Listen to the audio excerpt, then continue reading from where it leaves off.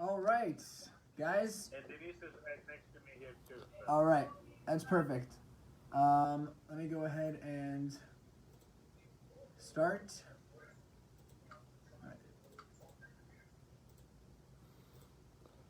All right. Yeah, muted. All right, welcome to everyone on Zoom and everyone on Facebook to the class of our 5-class series, Judaism at Home, 4th class.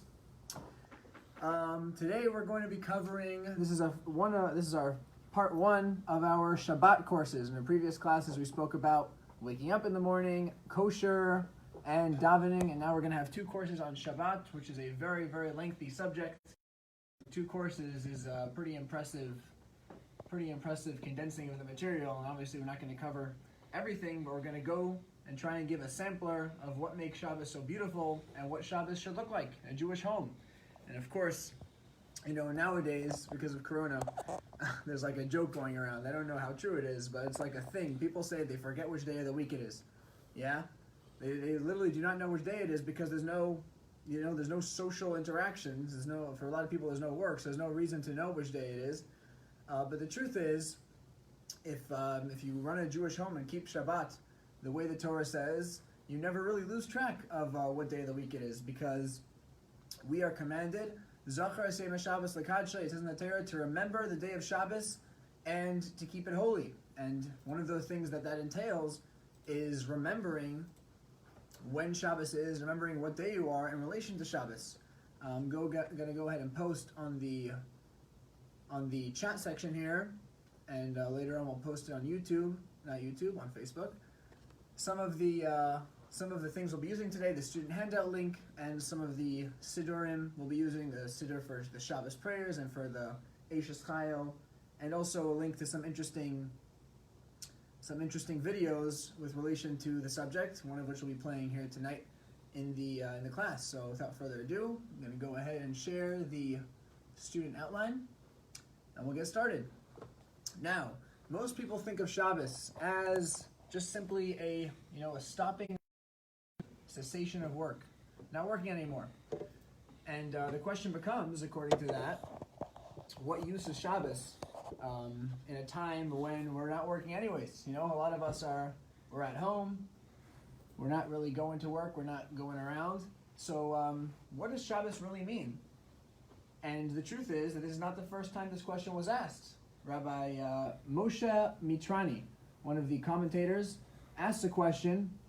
He says, why were the Jews specifically commanded about the Shabbat when they were in the desert? The Jews kept Shabbat in Egypt. Interestingly enough, they kept a lot of the laws of the Torah, but they only really got a command from God about keeping Shabbos when they were in the desert. So Moshe Mitrani explains that when the Jews were in Egypt, every day they had back-breaking labor. They were busy, they were working. So the idea of Shabbos was something they didn't need to be commanded. It came natural to them. It was understandable. If you're working hard, you need a day off. And they were able to appreciate that aspect. But when they're in the desert, they were spending all their days learning Torah, educating themselves about what their mission in life was, what their mission in the world was, what God expected of them. They had a much more, relaxed, much more easygoing life. They weren't working so hard. So in that state specifically, God had to come over them and tell them, Zachar Seim Shabbos, remember the Shabbos day even in the desert. In other words, even when you seem to not be working so hard on a day-to-day basis, Shabbos still has so much more to give you besides the cessation of work, besides for stopping work. And really, we should really take a second to examine exactly what Shabbos is. That's what the whole class is really about. It's interesting that no law or regulation is objectively restrictive. What that means is no boundary that a person himself or a person finds set upon him can you objectively say is something which is restraining him. For example, if your GPS tells you to turn left, is your GPS restraining you? Is your GPS preventing you from going to, let's say, the nicer block on the right? No, the GPS knows that the only way to get to where you're going is to go left. So if you follow the GPS, you don't say, oh my gosh, the GPS is restricting me so much, I'm forced to obey its rules. Or like the classic male thinking goes, you ignore the GPS because you know better.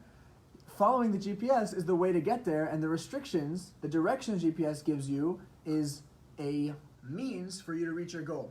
To take a more subtle example, imagine a teenager who's told by his parents that he can't use his phone when they're having a dinner with grandma and grandpa. Is the phone hurting anyone? Not necessarily, but the phone is preventing this teenager from tapping into something which is much more important than whatever he could be doing on the phone. A lot of times young people may not realize the preciousness of time spent with people whose lives they think will last forever. But especially now with Corona, we realize that every moment we have, especially with our parents and grandparents, is something to be prized and something to be treasured. But sometimes you need to remove the distractions to really gain a sensitivity. You can't cheat this. You can't cheat sensitivity. If you drink Coke constantly, you're not going to be a great wine taster, probably, because you have to sensitize yourself. So the restrictions of Shabbos are not so much about not working, they're about sensitizing yourself. And this is about a theme we're going to see over and over as we really explore the Shabbos practices, the observances, and some of the prayers. So let's jump straight in. So before Shabbat itself starts, one of the important details that falls under the category of Shabbat itself is preparing for Shabbat. And there are three general ways that this is important. First of all, a malacha on Shabbos, as we're going to explore mainly in the second class next week. There are 39 activities that we are forbidden to do, and many, many more activities which stem from those 39 activities, and they are forbidden to do on Shabbos. Some of them are lighting a fire, cooking, turning on a lamp, etc. There's many, many details. So on a very practical level, on Erev Shabbos, the day before Shabbos, and the days before that, it's important to prepare for Shabbos simply because logistically there are certain things you have to take care of beforehand. Additionally, Shabbos is supposed to have oneg, supposed to have a pleasure. This is what the Torah says, "V'karasa la Shabbos oneg," you should call Shabbos a pleasure. And if you want to have the most pleasing Shabbos you can, there are certain things you have to take care of before Shabbos starts. A lot of people try and take care of their business affairs so they won't have anything, to worry them, nothing on their heads. Also, again, to prepare food, you can't have food unless you prepare it. And lastly, kavod, honor. We look at Shabbos as a queen. We're going to see as we begin looking in the Shabbos liturgy and some of the tefillos that Shabbos is referred to as a queen, which has a lot of levels of meaning to it, but very simply as royalty. Even if you're not having guests at your table, you still prepare yourself with the honor that befits the day of Shabbos. And this is something which should be prepared beforehand. Additionally, we find something very interesting in the Talmud. The Talmud relates that Rav Chisda, who was one of the towering sages, he was one of the people who shaped Jewish law as we know it. He was part of the Talmud, which is the masterwork of the Jewish legal magnum opus. He himself would dice vegetables. He would make salads, make recipes for Shabbos. Rabbah and Rabbi Yosef, again, two towering giants, two very piercing, penetrating intellects who you would think that their time would be much better spent dissecting, the minutiae of Jewish law. No, on Erev Shabbos, they would chop wood. Simply chop wood. Any slave could chop wood. They had slaves in those days. Any child could chop wood. But Rabbah and Rabbi Yosef themselves would chop wood themselves. Reb Zera would light a flame. Again, menial task. Reb Nachman would clean the house and he would put on a Shabbos tablecloth. So we see that the preparation for Shabbos is not just a logistical thing, but it is part and parcel of showing your respect and appreciation for the Shabbos and for the fact that these people, who were such profound people, showed this level of enthusiasm, even if we may not relate to the profound spiritual experience that Shabbos is, although throughout this class we're going to try and awaken in ourselves an awareness. But from seeing their reactions, we should understand how important it is not just to prepare for Shabbos, but to personally prepare for mitzvah. Now, when specifically is the mitzvah to prepare for Shabbos? Well, first of all, it's especially on Friday. You can prepare on Thursday, obviously, and on Wednesday. Many people who bake a lot of Khala for Shabbos, people who have large families, start on Wednesday. Wednesday is traditionally the day that you start preparing for Shabbos. Up until Tuesday, you're said to be, kind of basking in the spiritual effects of the previous Shabbos, and from Wednesday and on, you start anticipating the future Shabbos, which is why it's very apropos that this class is happening on a Wednesday. I think it's a Wednesday today. And Friday specifically, however, since it's the day right before Shabbos, any work, any malacha you do on that day is more clearly specifically for the purpose of Shabbos. So Friday is really a day specifically to take care of the things you need to do for Shabbos, and especially the 6 hours beforehand. At the end of this student guide, which I've posted a link to, they have a whole Shabbos shopping list with a lot of things that you may not remember to get. it's never fun to discover that you're missing something on Shabbat itself when you can't go out and buy it, so they've got a little list there. We're going to speak about some of the Shabbos dishes later on in the class. Meat is a favorite, fish, and of course Khala, and all these things have a lot of symbolism that we're going to discuss. Some people have a minhag, have a tradition to taste the Shabbos dishes on Friday. It says in a verse, To'ameh Chaim Zachu, those who taste them will merit life. It's talking about the Torah, but if you adjust the meaning a little bit, this is more of like a allegorical thing. It means To'ameh, those who taste the Shabbos foods on Friday will merit life. And specifically the time we're in now, it's explained, not to get into too much into this, but the history of the world is split up into 6,000 year periods. Right now we are in the Jewish year of 5780, I'm sorry. We are said to be, if you look at history, split up into 6,000 year periods, we are nearing the end of the 6th period of 1,000 years. And we're said to be we're standing Friday in the afternoon, on the eve of Shabbat. Shabbat represents the time of Mashiach, which is coming very soon. So that's why many profound teachings of Chassidus that were never known before have been exposed in the past few hundred years, more than were known before in history. And that is because we are tasting of the Shabbos food that we're going to fully experience when Mashiach comes, may it be speedily in our days. And although there is a minute to taste, there is a custom to taste, still we refrain from having a full meal because we want to have our appetite ready for Shabbos. We're going to see later about the symbolism of eating specifically. Now let's talk about Khala. It's customary to bake Khala on Friday. Really, when we use the word Khala in conversation, it means, like my mother's Khala, the bread that we all know and love. But really, Khala is actually a legal term. In Jewish law, Khala refers to the small piece of dough that was taken from any dough batches that the Jews made. It says in the Torah, Me'reishis arisa sechem titnu la'Hashem turma, from the beginning, the top part of your dough. Whenever a Jew made dough, and there are a few other laws like this, he was obligated to give a small portion of his dough to the Kohen. And of course, if you had a baker making a very big batch of dough, then this was quite a significant amount. And this is to kind of contribute to the Kohanim for their avoda, their service they do on behalf of all the Jews serving Hashem. But on a deeper level, this represents the fact that when we're making bread, we're making food to satisfy our physical desire for food. We're not rushing headlong into this, which is something we touched upon when we were speaking about the Jewish customs at meal times.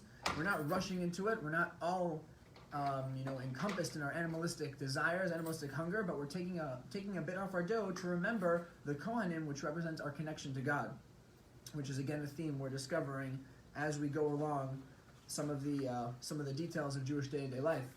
Now, nowadays, a lot of people buy challah from bakeries, and Jewish bakeries separate the challah separation on their own, which, by the way, is burned because Kohanim nowadays, for various halachic reasons, are not allowed to eat challah, and we're not allowed to eat challah either, so we burn it.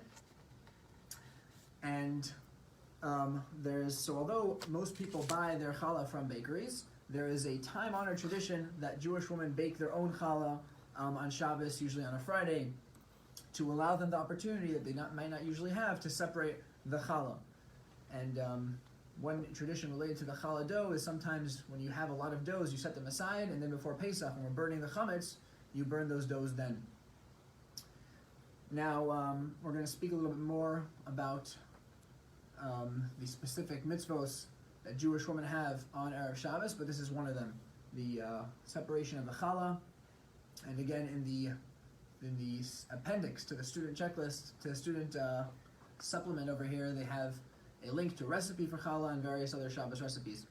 In addition to preparing what you're going to need for Shabbos, there's also personal grooming. You want to go into Shabbos not feeling grubby, not feeling disoriented. You want to feel purposeful and clean and fresh. So the Code of Jewish Law specifically mentions, gets down to details. That's what it's all about. Showering, cutting your nails, taking a haircut.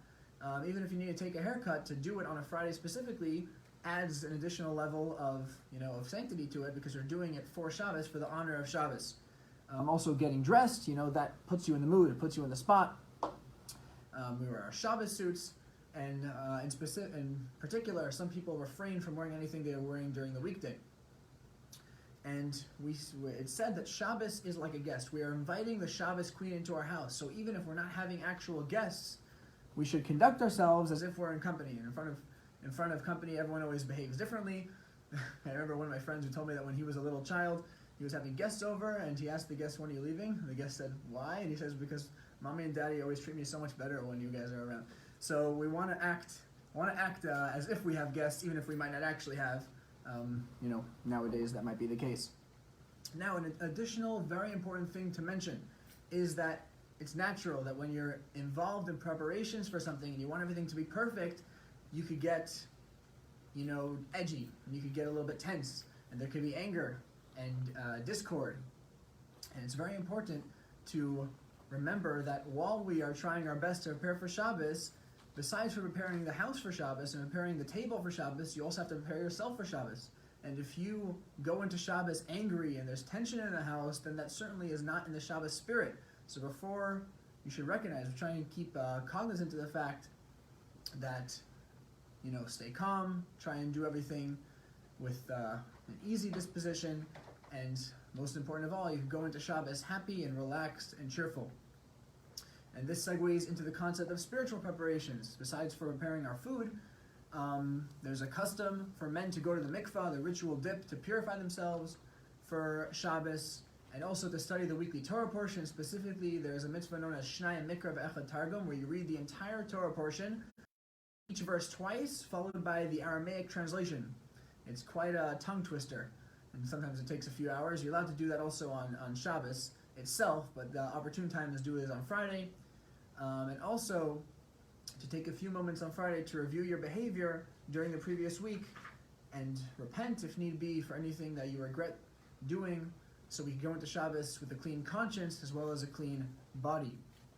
Now, the first thing that ushers in Shabbos is Shabbos Candles. Kabbalah tells us, and the Genesis narrative, the story of the creation of the world, starts with light, Vayehi Or. So too we start our Shabbos with a light, a ray of light in our house. And this light transports us from the weekly grind into the deep inner peace of Shabbos. Now, on Shabbos, a Jew is not allowed to kindle or extinguish a flame. So it used to be, back in the early days, when knowledge was a lot less accessible to many Jews. Many Jews misinterpreted a particular verse in the Torah. The Torah says, "Lo sevaru eish moshavosechem biyom haShabbos." Don't burn a fire in your house on Shabbos. Now, the sages explained, based on an oral tradition, that this is referring to actually lighting a fire, igniting a fire.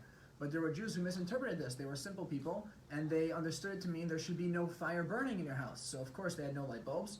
So candles were the norm. That was how you lit your house. So they would have no candles. They were very, they dutifully obeyed what the Torah said, and they had no candles, and it would be dark in their house. They would sit, they would try and eat their Shabbos meal in darkness, and there would be, people tripping over each other. It wasn't a good situation. Additionally, even people who understood that you're allowed to have a pre-existing flame, it was a very purely economical consideration. When you think about it, their flames, every night when they lit a candle, they would light a candle for as long as they wanted to stay up, and they would blow it out when they were finished using it. On Shabbos, of course, you can't extinguish a flame, so the prospect of having this candle burning with no way to turn it off was too much for some people, especially those who were impoverished, and they would have the same situation, a dark house, and it would sort of impair the happiness of Shabbos. So the sages ordained that everyone should light a candle in their house. You could fulfill the obligation with one candle. We're going to see later some more of the details. And this was to ensure that people wouldn't stumble about and grope in the darkness, and also just to have, again, to enjoy Shabbos more, to enjoy a meal more. Halachically, eating is not considered eating in certain contexts if you're not seeing your food. And if you ever eat food with your mouth closed, it's very disconcerting. And also, having a light, bright, illuminated house shows honor for Shabbos. Now, nowadays, when we have electric lights lighting our house, you may be wondering why we cannot fulfill our obligation with lighting up our house, with electricity. So the first answer is that in a way we do, because the mitzvah of Shabbos candles is to light up every room in your house that you're going to be using. And so for most of the rooms in the house, we do rely on that. We light our electric lights, and that lights up our house. So yes, in a way we do fulfill our obligation. But still, the mitzvah remains to light candles specifically.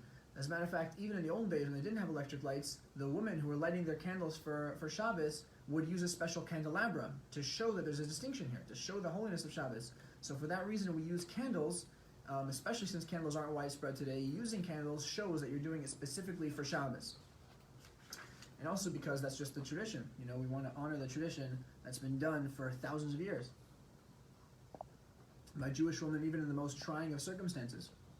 So ideally you should use candles and oil, but somebody who has no access to it, or certain times, what comes to mind is, I remember hearing that in hospitals where they don't let you light a flame if someone's stuck in a hospital, there are rabbinic authorities who say that you can light a special candle for Shabbat and say the blessing over it, but there's a lot of details about it. You should consult a halachic authority, because if you're lighting a candle which is connected to electricity, it may not fulfill all the obligations. It should be a self-contained little electric tea light, but that's going into more detailed applications of halacha to current circumstances, and that should be, you should consult a rabbi again. Now, when should you light it? So this is very important, because we don't want to light it too early, because then it's not clear that the Shabbos candles are being lit for Shabbos specifically. But we also don't want to light it too late, and this is more important. We do not want to light it too late, because again, you cannot light a candle once Shabbos is started. So we light the candles before sunset. Sunset is when Shabbos comes in. It's known as Shkia. Now, the custom in many communities is to light early. In Jerusalem, there's a minhag, a custom to light 40 minutes in advance, but the widespread custom nowadays is to light the candles 18 minutes before sunset. If you look on your Chabad calendar that you got, hopefully, if you haven't got one, we can get one to you. On every Friday, it says the candlelighting time. This candlelighting time is the 18-minute time before Shabbat actually begins. We do this to give ourselves a little buffer in case our clocks aren't exactly right. We don't want to accidentally light on Shabbos, which is a very, very severe transgression, and obviously lighting Shabbos candles on our Shabbos while transgressing the Shabbos wouldn't really be so much in the spirit we're trying to achieve here. And if they were not lit during this time, they should be lit any time until sunset. So take the time you have there, add 18 minutes. Once that time has passed, the cutoff has finished, and you can no longer light the Shabbos candles. So for candlelighting times, for dates, and for some of the mitzvos, the brachos, you could go to chabad.org/candlelighting, and I think there's some more resources regarding that at the end of this student companion. Now, who is commanded to light the candles? So really, anybody could light the candles if there's no one else to do it. I myself have lit Shabbos candles before when I was staying in a dorm where there was no woman there, just guys, so I lit Shabbos candles. Felt majorly strange because the custom is that there's a woman. My mother always lights a woman. The woman of the house lights. She lights candles for the entire household. Typically, the woman who's lighting for the whole household should be over Bas Mitzvah, although girls under Bas Mitzvah do light for themselves, as we're going to see.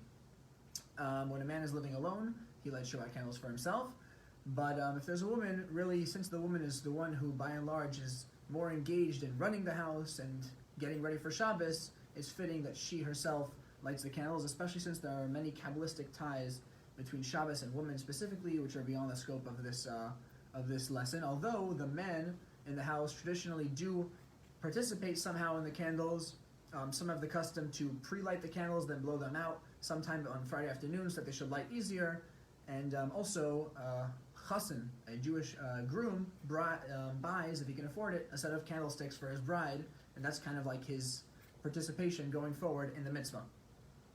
Now, really, before the war, back in the shtetl, many people, most people perhaps, had the custom that girls, not just women, not just mothers, would light candles themselves, starting from a very young age, as young as they were able. The general age was 3 years old. Now, during the war, and because of various pressures and moving from here to there and shortage of candles, this custom was discontinued, and eventually it was forgotten. The Lubavitch Rebbe reignited this, pun intended. He initiated a campaign encouraging every Jewish girl to light her own candle, starting from the age of 3. And so that is the widespread custom at this point. Now, another important detail for anyone lighting Shabbos candles is to remember that when you light the Shabbos candles, you are taking in Shabbos for yourself. In other words, even if it's 18 minutes early and the sun is not set yet, by lighting Shabbos candles, you are taking in Shabbos early. And therefore, you can't do any of the forbidden things on Shabbos, including blowing out a match or shaking it out. So, after you light, you take the match instead of wicking it out, you put it down on a tray or on the matchbox and let it burn itself out.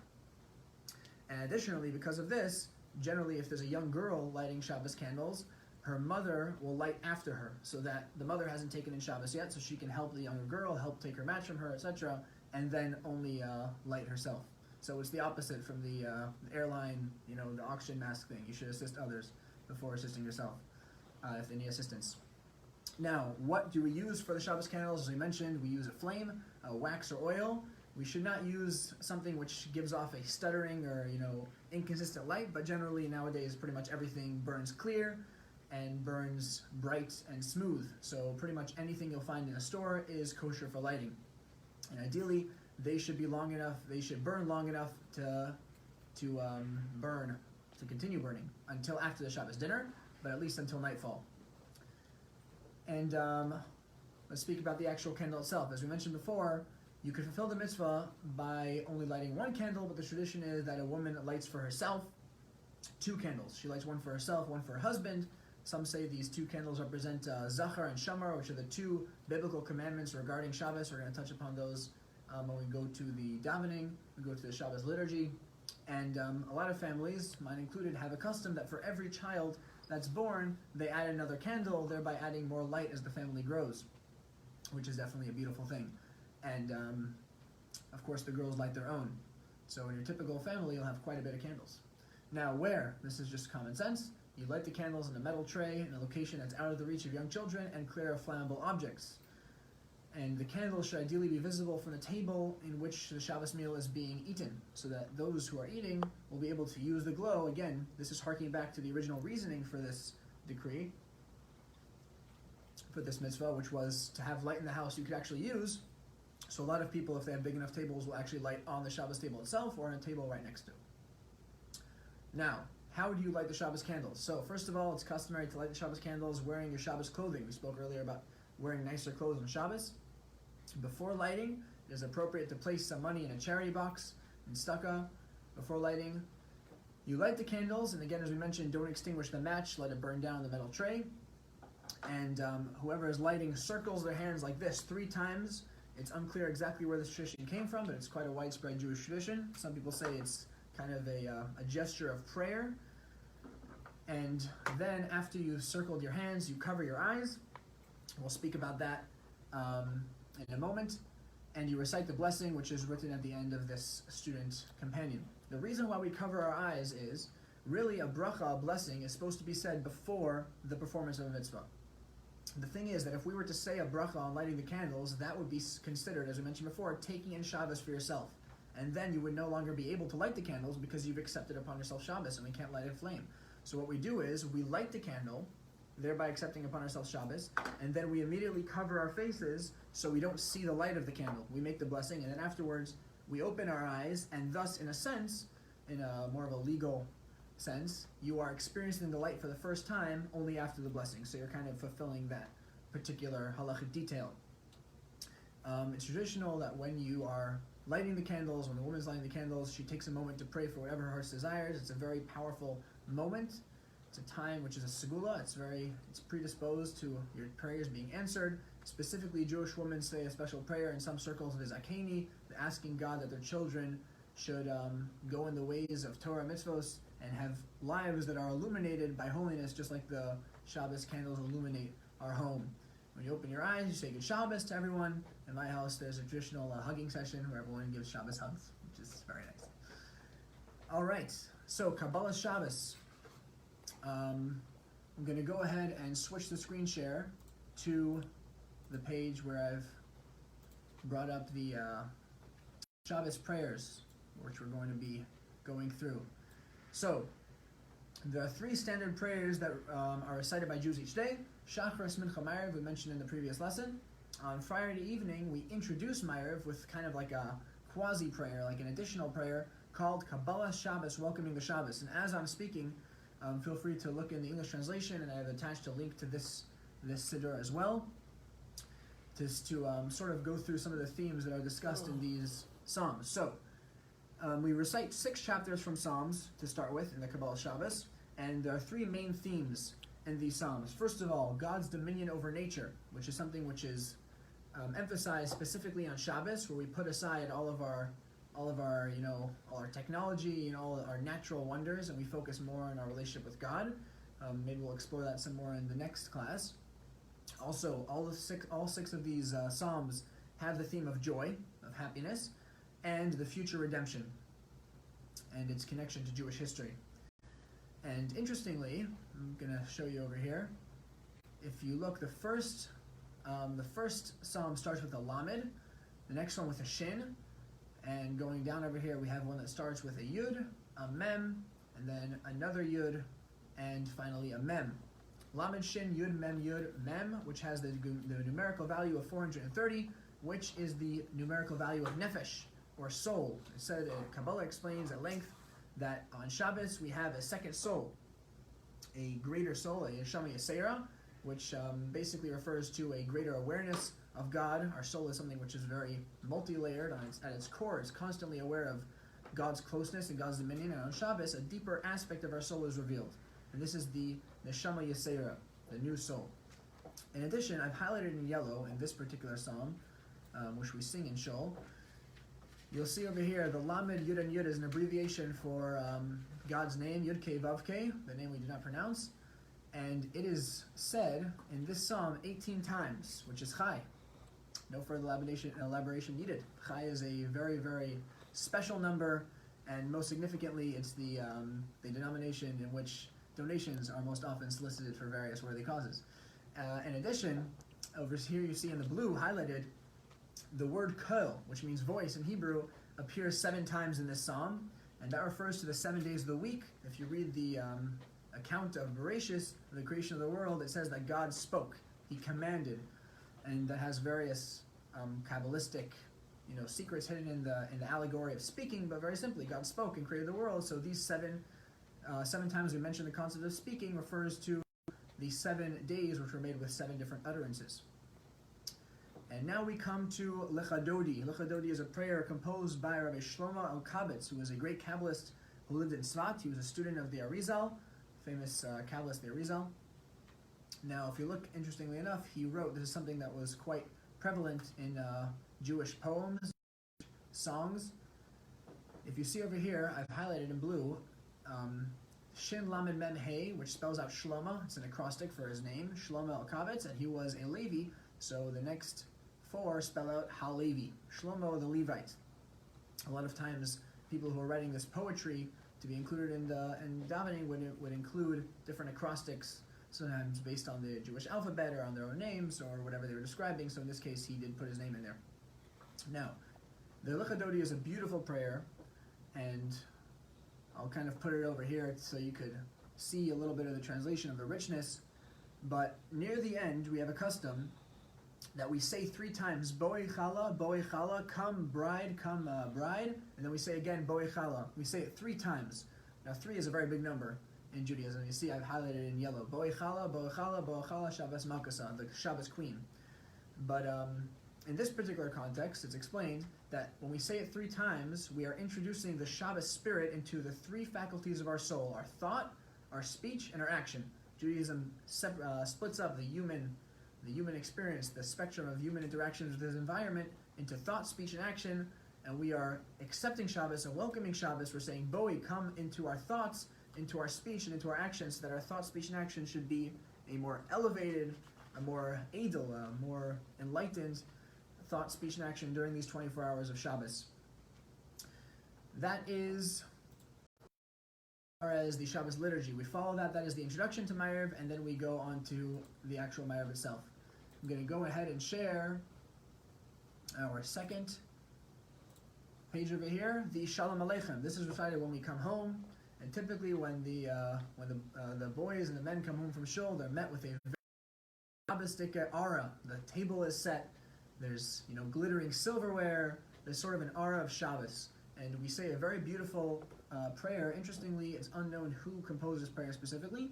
It's highlighted over here in blue. Shalam Alaikum Malachi Asharis. We are welcoming the angels. And I'll go ahead and bring it over to the English translation. While I'm speaking, feel free to look around in that. So why do we sing this on Friday night specifically? Well, the Talmud tells us that there are 2 angels who accompany us on Shabbos as we come into our house, and as we are coming into our Shabbos table, we are acknowledging their presence, asking them to bless us, and then at the end we are sending them away. Basically, Bye. Now the question is, if we are escorted by these angels, this honor guard of spiritual beings, why are we sending them away? So the answer is a very beautiful insight into what Shabbos really should be. Although angels are very spiritual, sublime beings, the truth is that at a Shabbos table, it's not their place. Shabbos table is a special time between God and His children. Our relationship with God, it explains all over Kabbalah, all over Chassidus, and even in the Talmud, is much more profound and much more powerful than angels. No matter how high the angel is, no matter how sublime the angel is, we have something special.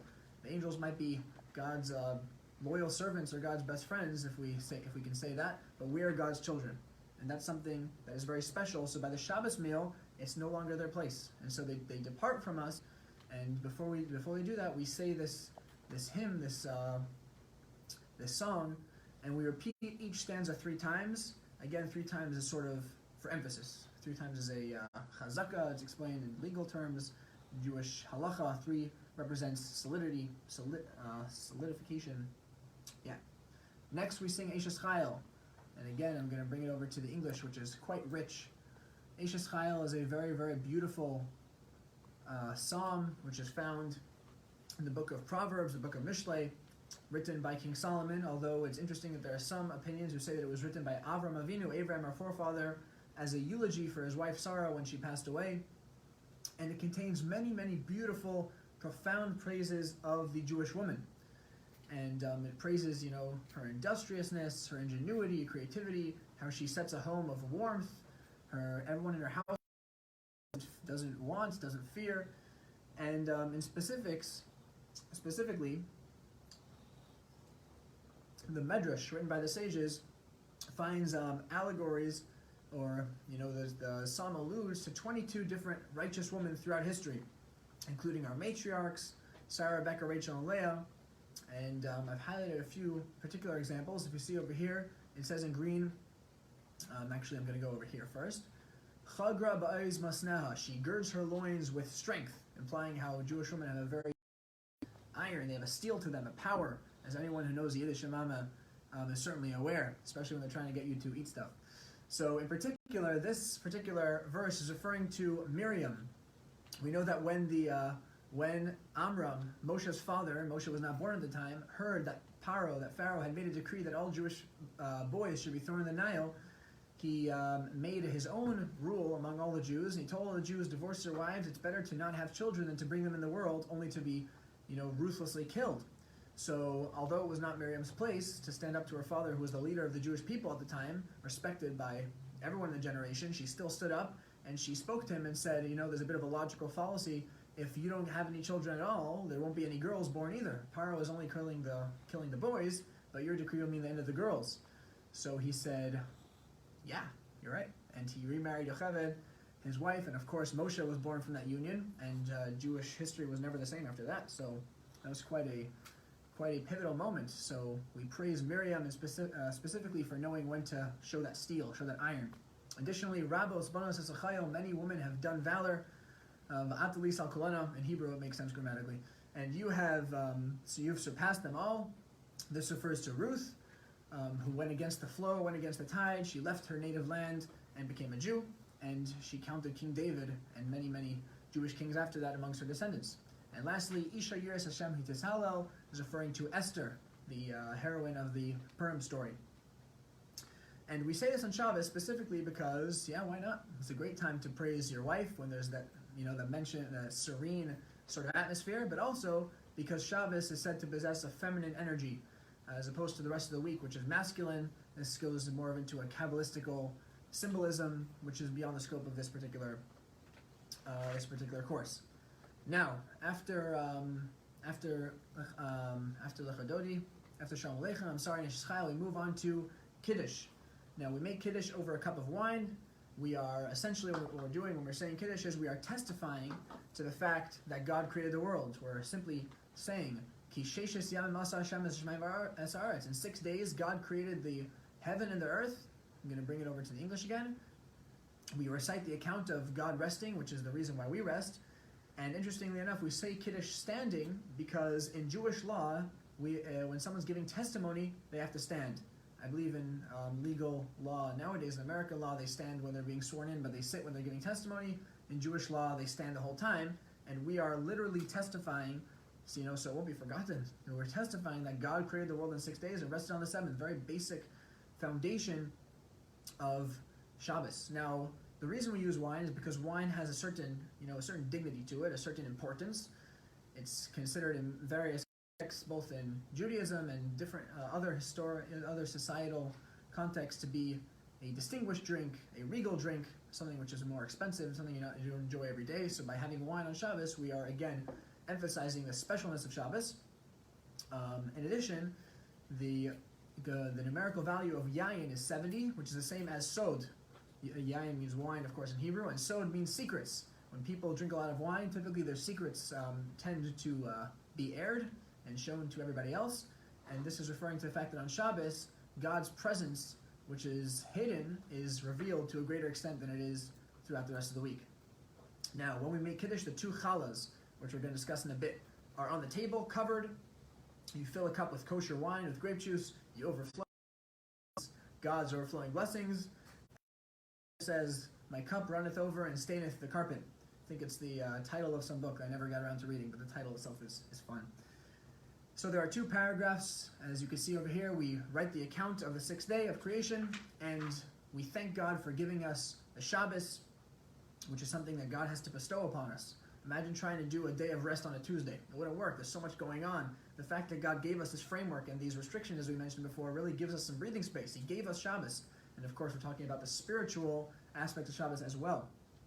Now, going back to the student guide over here, one of the very prominent things we have on our Shabbos table is 2 loaves, known as the Lechem Mishnah. You're supposed to have 2 loaves on your table on Shabbos. Let me catch up over here.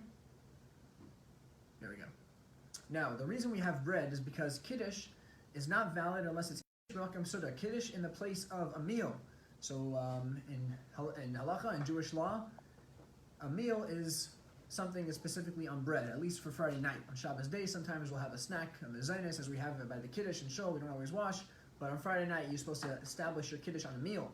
And this is going to be a theme that we're going to see, that Shabbos is not just about the spiritual experience of the soul of praying and going to Shul, that has its place, but it's also about bringing godliness into the home, into the food, into your meals, which is something we've spoken about throughout this course and is especially relevant now when we can't go to Shul.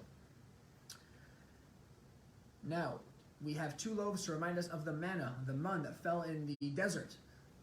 When the Jews were in the desert, there was nothing growing there, so God rained down upon them food. Every day the Jews would take an omer amount, a certain amount of mun, for their daily sustenance, and that would last them the day.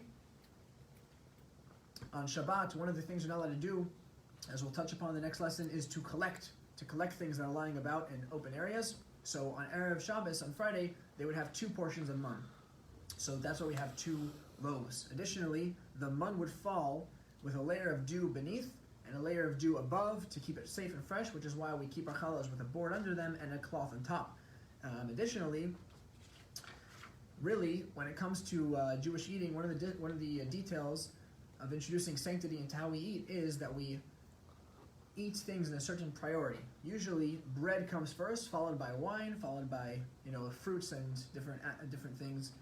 So really, by right, we should be eating the bread before we eat the wine. But since we have to open our Kiddush with a meal before we eat, we sanctify a day of Shabbos, we sort of bypass this order. And in order that the bread should not see its shame, should not see that it's being passed over, we cover it. Of course, bread can't see, last I checked, but this is one of a number of Jewish laws which the sages enacted to give us an awareness and to remind us that if bread, which can't see, we take this step to kind of save it from its shame, so to speak, how much more so our fellow Jew or our fellow human being who feels shame, we should be very careful to not shame them. There's a very telling story about Rabbi Yisrael Salanter, one of the great Jewish sages of the past 200 years, who was at a certain house. He was invited as a guest, and the owner of the house, the man of the house, is bringing his honored guest home. He's all excited, and he comes home, he opens the door, and he realizes his wife forgot to put the Khala cover on. So the man flies into a rage, and he yells at his poor wife, "How dare you forget? Don't you see who we have here? Such an honored guest. How could he come into our house?" So the wife is mortified. She blushes red, and she runs to another part of the house, grabs the Khala cover, and puts it down. So Risol Slanter asked the man very quietly, "My friend, do you know why we cover our challah?" So the man said, "Of course, every child knows, because the challah should not be embarrassed." So Risol Slanter said, "Do you hear what you're saying? Challah, piece of bread which has no feelings, we are careful not to embarrass it, for sure.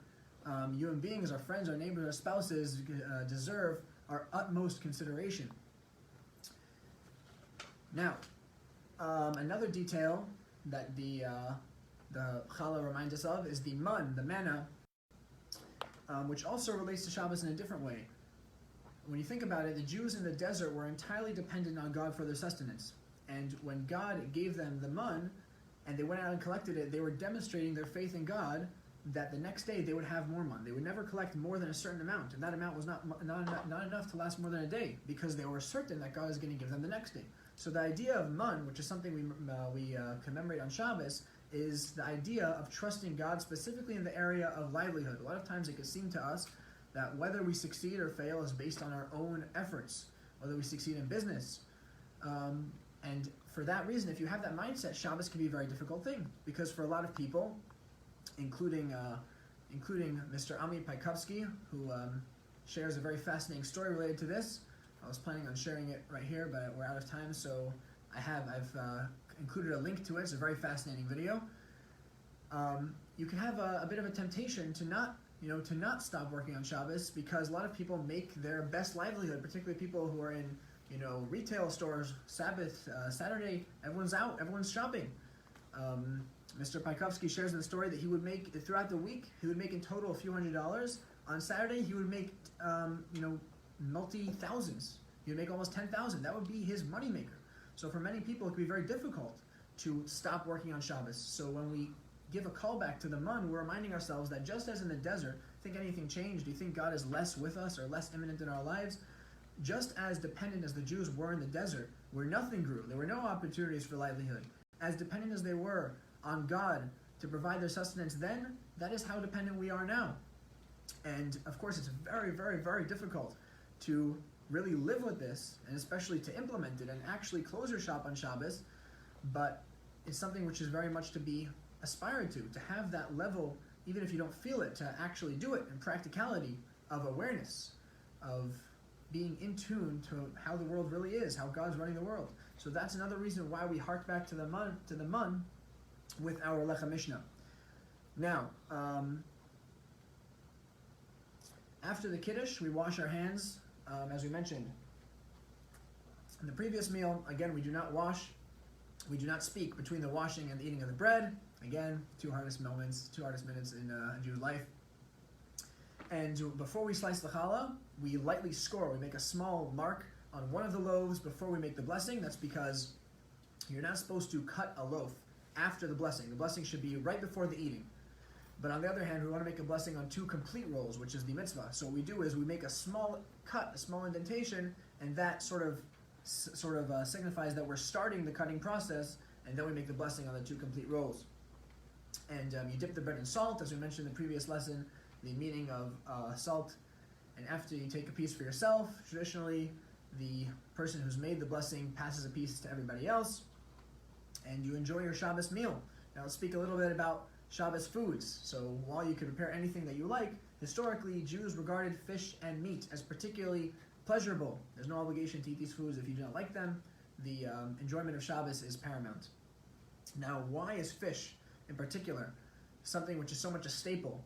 Meat is encouraged, but fish is encouraged even more. In the Code of Jewish Law, it strongly says unless you have no other options, you should have fish by your Shabbos table. And this is because there is many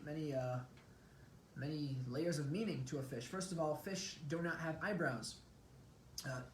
Eyelids. I'm sorry. I'm pretty sure they don't have eyebrows either, but I never checked. They don't have eyelids. Their eyes are covered with a clear scale. They never blink, and this represents the fact that God is constantly watching us, except for sharks, which have a nicticating membrane, but that's getting technical already. In addition, the Hebrew word for fish, dag, is composed of the letters Dalet and Gimel. Dalet is a numerical value of 4, and Gimel is 3, and that, of course, equals 7, the 7 days of the week, of which Shabbos is the culmination.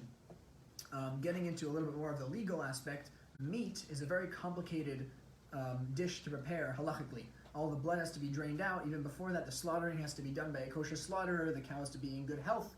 There are certain injuries which disqualify an animal from being eaten. So in general, meat and poultry represent, Kabbalistically speaking, a situation in which good and bad are kind of vying for prominence. And it's kind of a slippery slope. If you do anything wrong, you could find yourself in the realm of klippa, in the realm of impurity. If you slaughter the cow wrong, then eating the cow is no longer a mitzvah, but it's now a sin. It's now vera. Fish, however, has pretty much almost no legal details about slaughtering it. All you have to make sure is it's a kosher fish, it has fins and scales, and then you're good. So fish represents a state in which we find ourselves on Shabbos, in which we are removed. We're a little bit sublime. You could, an example, you can either hack your way through a very dense, packed forest, fighting your way, and if there's certain merits to that, you toughen yourself up, and there's also, you could fly directly over it. So during the week, we work our way through and we attempt to bring godliness into our day-to-day lives, as we spoke about in the previous 4 lessons, but on Shabbos, we're set to go higher, to go to a place which is above all these things, the possibility of bad. And specifically, one of the most cherished Ashkenazi foods, and on this we'll conclude, is Gefilte Fish. Yeah, ground up fish, like Bubby used to make, eaten typically either sliced up with a little carrot on top, or however you like it. Now, the reason why we have Gefilte Fish, interestingly, is first of all, it was economical, as you can see. It was very basic. If you take your fish and you grind up a few fish together, you could make a bigger meal, and you're mixing other ingredients, you're mixing flour and cornmeal, etc. You can make a bigger meal out of a fish. You're getting another meal out of your fish, which incidentally is one of the reasons we have chicken soup, which is another cherished Jewish food. You're getting another meal out of your chicken. You can eat the chicken and the soup. Also, an interesting legal aspect to this is that on Shabbos, one of the things that we, God willing, will learn about in the next lesson, you're now allowed to separate, under certain circumstances, an undesired object from a desired object. So removing fish bones from a fish, halakhically on Shabbos, is pretty dicey. So Jews throughout history came up with a solution to remove the bones before Shabbos, grind it up, and eat it like that. So it became a staple, became a Shabbos must-have. So to conclude, one thing that we're seeing throughout the details of Shabbos is that Shabbos is not just a spiritual experience. Shabbos is also something the body should enjoy. You should have good foods. You should have a good ambiance. You should be in a good mood. And this is very important because you might think that Shabbos is a spiritual day. We said it Kabbalistically, there's a spiritual aura that surrounds the world, surrounds the house.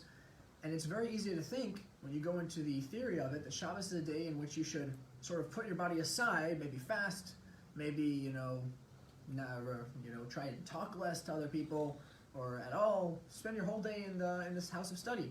But what all these laws and customs, which are so rich, show us is that your body should be on it too. When you're eating, and you know that this eating is for the sake of the holiness of Shabbos, and you're sanctifying God's name through the eating itself, then you're achieving something beautiful. Your body and your soul are in sync. Your soul says, let's celebrate Shabbos, let's celebrate the God who gave us all these. And the body's like, yeah, I'm with you on that. Let's eat some gefilte fish. So we should try on Shabbos.